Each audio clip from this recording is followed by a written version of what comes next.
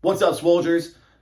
We're going to talk today about self-talk and how to use it to get stronger on your lifts and also how to use it to stay weak, okay? So this is something that I personally was guilty of for a long time. I used to always talk about how bad my overhead pressing was, and because I would say those things over and over, I'd say, oh, I suck at overheads, my log is no good, I can't axle press, I don't know how to circus dumbbell, blah, blah, blah. Because I said all these things, it actually made the situation more real. So I would train them less. When I did train them, I would not be objective about what I needed to do differently. I would just do the same things over and over again.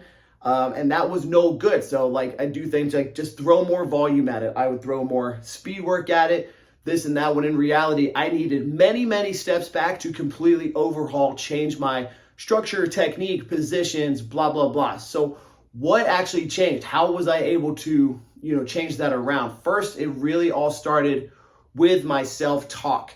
I started changing my language because I had this goal and ambition of competing at the very highest level in strongman. So what does that take? That means that no matter what lift it is, you will have to be competitive at it or you will not be good at the highest level. So I use self-talk language like my overheads are competitive. I am good at this lift. When I'm going into a competition, if it's a circus dumbbell, I say I am good at circus dumbbell. And also I use some positively charged things to make me feel good. Like I have improved so much at the circus dumbbell. When I had nationals in this past year, all I thought about during my training was how good it would feel to even just hit one rep at 150 pounds, because for so long that was completely unreachable. So I have this vigor going in, and I'd say I'm proud of all the work that I have done to improve at the circus dumbbell. I ended up getting 3 reps, which put me in 11th place for that event. Now, even 1 year ago, even 6 months before that, I would not have had a shot at that. So using the right frames and using the right language allowed me to make so much more progress because I was putting myself in a good mental state to focus and channel my energy in the right way. Okay, so you can really do a lot here. Now, what I want you to be careful about is, when you're trying to change your self-talk, it's not just good enough to stop saying things like, I suck at log, this and that. You really have to frame it positively in a present tense and charge it with some emotion that makes you feel genuinely good. So, you can say, I'm getting better at log press, and that is good, but you want to make sure that you're not putting it up on this pedestal, way above you where it's something you're actively reaching for. You want to talk in your head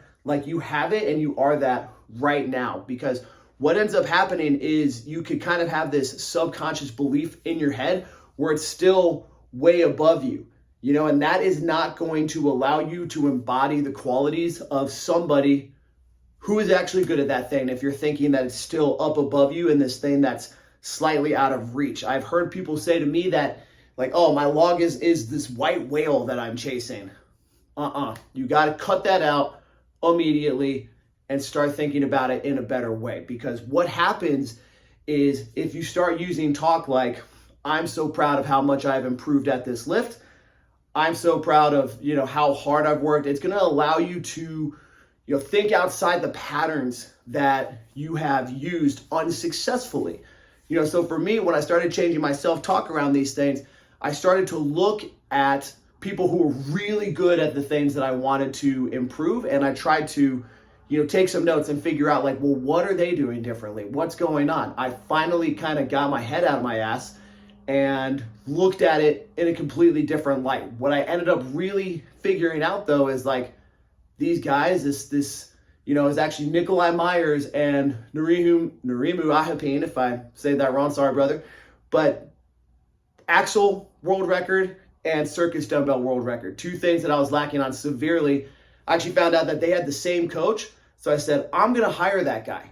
Why would I ever think that I'm just going to keep getting this done by myself if these people that are world class in it, both world strongest man, 90 kilo champions, had a coach? Why do I think I'm so special? And it's all good if that's what you thought in the past, but what are you going to do now in this moment to set yourself up for success? So I really encourage you to use some positive talk around your language. It's going to allow you to see things in a different light and treat things differently to be different and be better. So charge it with positivity, live positively, and as always, stay strong and have a championship day.